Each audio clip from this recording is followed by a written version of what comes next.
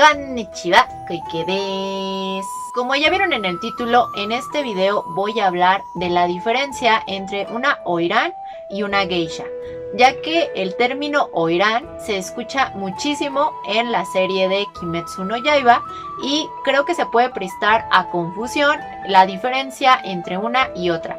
Así que para que quede más claro voy a dar una pequeña descripción de qué es cada una y después hablaré de sus diferencias más identificables. Primero que nada, la palabra oiran se escribe en kanji así. La primera parte, o sea, este kanji de aquí, significa hana, o sea, flor. Y el segundo kanji significa líder o la primera.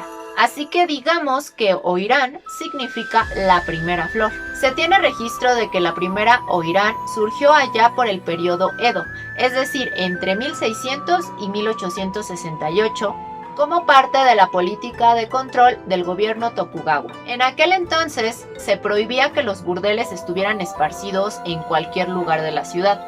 Para ello se les confinaba, digamos que, ciertas murallas para que nadie viera pues esta otra cara de la ciudad. Con el tiempo comenzó a dárseles zonas específicas o distritos específicos a los cuales llamaban distritos de placer, que sería algo así como lo que vemos en Kimetsu no Yaiba con el Distrito Rojo. Eran zonas dedicadas a estos burdeles donde pues la actividad económica era precisamente estas casas donde vivían las oiran y había muchísimos intereses tanto políticos como económicos en estos sectores. Porque sí, una oiran era una cortesana o vulgarmente conocida como una prostituta, pero digamos que para ser una oiran no cualquier persona podía hacerlo y claro, el costo por su tiempo era muy elevado, solamente unos cuantos podían costearse a las oiran de grados más altos. Antes que nada quiero aclarar que obviamente creo que esta tradición o al menos cómo inició y todas estas costumbres estaban mal, pero pues no quita de que haya existido y que para entender ciertas cosas de la cultura japonesa hay que entender cómo pensaban en aquella época. Así que vamos a adentrarnos un poquito a la concepción que ellos tenían no únicamente de la mujer, sino del hombre y de lo que debía y no debía de haber en un matrimonio y lo que representaba ir con una oiran. Primero que nada, se creía que los hombres existían fuera del matrimonio. Es decir, no estaba mal visto que un hombre buscara este tipo de placer fuera del matrimonio. Al contrario, como eran muy caras, únicamente las personas muy adineradas podían costearse el estar con estas mujeres, por lo cual de alguna manera no solamente él quedaba bien, sino las respectivas familias, porque dejaban claro que tenían la posición social para poder darse esos lujos. Además, una oiran no era únicamente una prostituta, alguien que contratabas para tener relaciones, sino que era una mujer sumamente culta que era entrenada desde niña no únicamente en los secretos del placer, sino en literatura, poesía, música, debía saber bailar y entretener tanto a hombres como mujeres e incluso grupos enteros. Y aunque cueste un poco entenderlo porque estamos acostumbrados a que una prostituta está ligada únicamente al placer sexual, eso era lo que menos buscaban los hombres al contratar a una. Lo que ellos querían era una charla amena con alguien de alto nivel intelectual, porque recordemos que en ese entonces las mujeres no podían estudiar, entonces difícilmente una esposa podía darles estas charlas sobre literatura, sobre poesía o tocar algún instrumento. Incluso su vocabulario, la manera en que ellas se desenvolvían era un japonés muy culto. Y esto era no únicamente por la educación que ellas recibían desde niñas, sino porque como no tenían permitido salir de estos barrios de placer, las únicas personas con las que ellas interactuaban eran u otras oiran o pues sus clientes.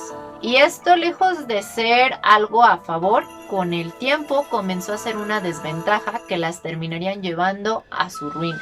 ¿Por qué? Bueno, porque como ya dije, el costearlas era muy difícil. Así que las personas corrientes no tenían la oportunidad de contratar a una oiran, y aunque tuvieran el dinero, pues lo más seguro es que no le entendieran, ya que únicamente pues los señores feudales o los samuráis tenían el bagaje cultural como para disfrutar de este entretenimiento. Las personas obreras, agricultores o que en realidad tampoco tenían una educación tan alta, difícilmente podían disfrutar no únicamente los servicios por no poder pagarlos, sino que no iban a entender toda esta charla de poesía, de caligrafía o la música.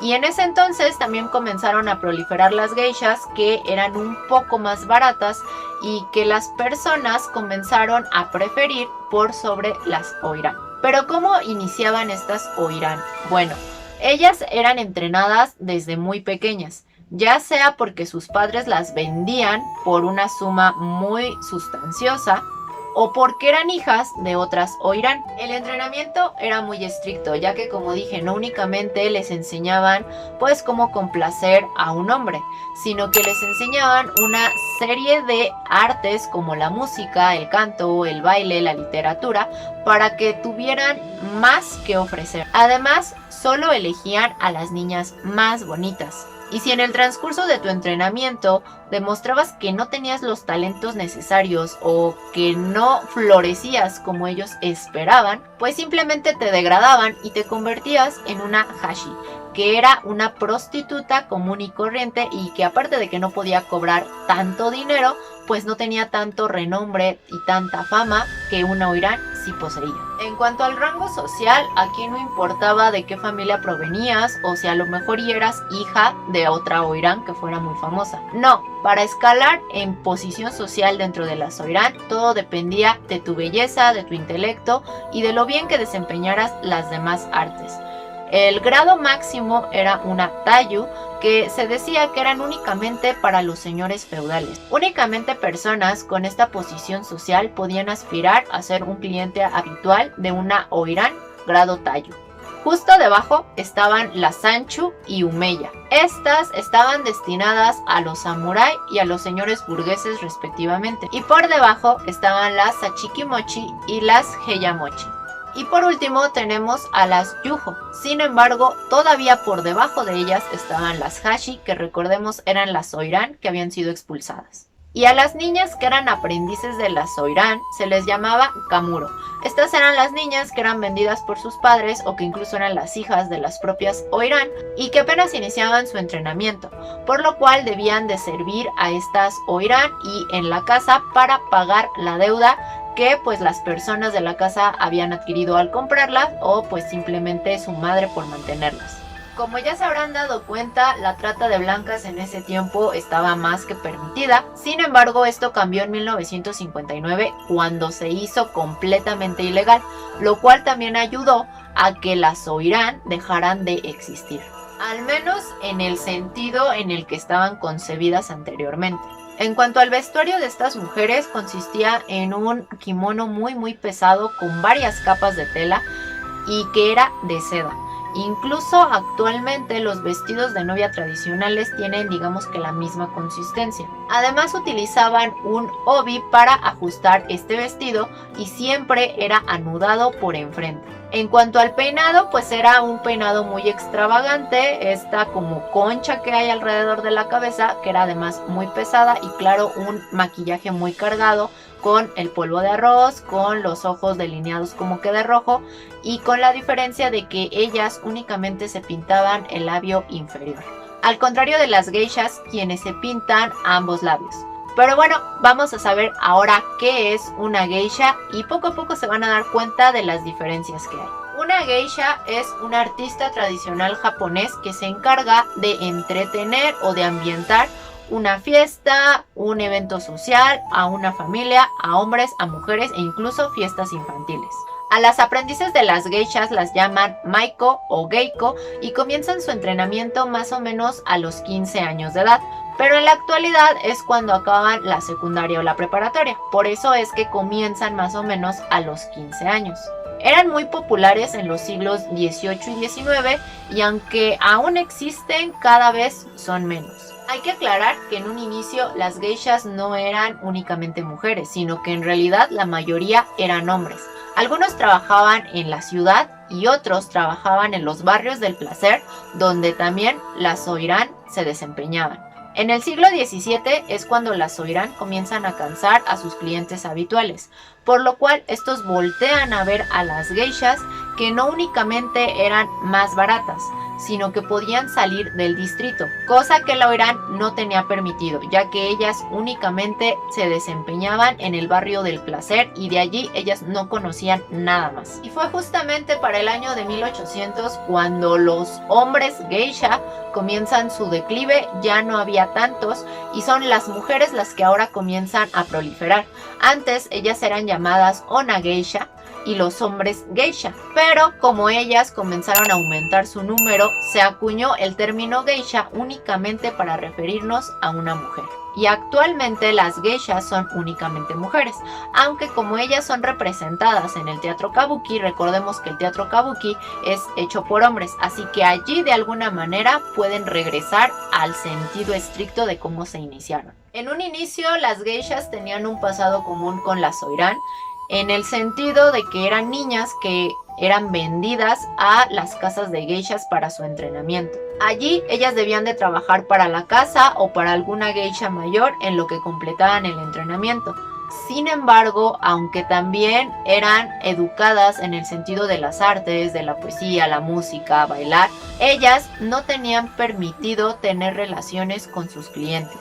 Es decir, las geishas estaban alejadas de la prostitución y únicamente eran algo así como acompañantes o como entretenimiento, ya que estaba penado que alguno de los clientes ofreciera dinero por sus servicios sexuales o que intentara propasarse con ellas. Actualmente en Kioto aún existen estas casas de geishas a donde las chicas pueden ir para convertirse en una, ya que las geishas aún son requeridas para fiestas de cumpleaños, para entretenimiento o simplemente como símbolo de la cultura japonesa.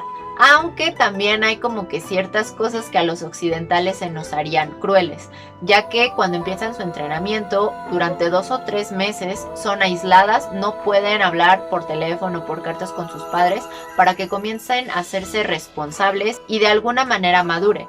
Esta rutina no es exclusiva de las geishas, sino que en varias artes japonesas se hace eso. Si tú estás aprendiendo un arte o un oficio, muchas veces tienes que irte de tu casa a vivir con la persona que te va a enseñar, dejar de hablar con tu familia para después aspirar a ocupar el puesto de tu sensei. Antes era muy usual ver a estas geishas pues caminando por la calle cuando iban a hacer los mandados para su casa o cuando venían de la casa de algún cliente. Sin embargo, como es un símbolo japonés y muchos turistas aspiran pues precisamente a verlas, a tomarles fotos, digamos que ya no es tan común verlas en las calles debido a este acoso. Pero sí, aún existen y si corres con suerte podrás tomarte foto con alguna. Esta idea preconcebida de que las geishas se prostituían viene de una imprecisión del libro de Memorias de una geisha, ya que hay momentos en que la protagonista habla de cómo vendió su virginidad y ciertos temas que en realidad son propios del entrenamiento de una oiran, no de una geisha. Y aunque aún se habla con mucho hermetismo de esta parte de si las geishas podían mantener relaciones con sus clientes, ya que ellas mismas no hablan de eso, se cree que en realidad en el sentido de una geisha ellas no lo hacen, pero sí pueden llegar a tener amantes que las ayuden como que a desempeñar su tarea de geisha en el sentido económico, con contactos e incluso llegar a enamorarse de ellos. Pero esto ya es decisión de cada una de ellas, ya que en el sentido propio, si contratas a una geisha para entretenerte simplemente como compañía,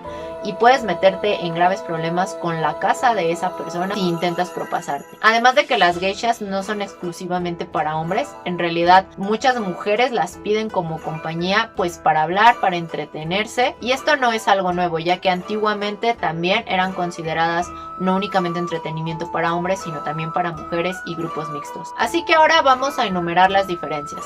La primera y la más grande es esta parte de ser o no ser cortesanas. Las soiran lo tenían permitido, mientras que las geisha no. Y una vez que la prostitución y la trata de blancas fue prohibida, pues es obvio que únicamente quedaron las geishas y las soiran comenzaron a extinguirse. Aunque aún hay ciertas festividades en las que las mujeres se disfrazan como ellas y hacen desfiles. También hay ciertas mujeres que aún estudian toda esta tradición, todas estas artes, no en el sentido de ser cortesanas, sino en cuanto al nivel intelectual y artístico que ellas tenían en su entrenamiento. Otra diferencia que también ya había mencionado es la de los labios. Las soiran solamente se pintaban un labio, mientras que las geishas tenían pintados ambos. También el atuendo es un poco diferente, a pesar de que ambas usaban kimonos muy cargados y pesados. Las oiran siempre tenían el obi anudado por delante, mientras que las geishas lo tienen anudado por atrás. Este moñote enorme, esta es una de las principales diferencias que puedes ver a simple vista. Aunque también pueden diferenciarse por el color de sus ropas, mientras que las oiran utilizaban colores más llamativos como el rojo o el dorado. Las geishas eran un poco más sobrias en su vestir, ya que utilizaban colores blancos o más claros. También el peinado era diferente, ya que aunque es el mismo peinado como de Padme Amidala y grande, en realidad las oiran lo tenían más curveado, mientras que las geishas trataban de hacerlo más recogido hacia atrás. Así que a grandes rasgos, estas fueron las diferencias entre una oiran y una geisha. Y ya sabes, si te gusta mi contenido, dale like, suscríbete y activa la campanita para que te diga cada cuando subo video. Yo soy Koike, Matane.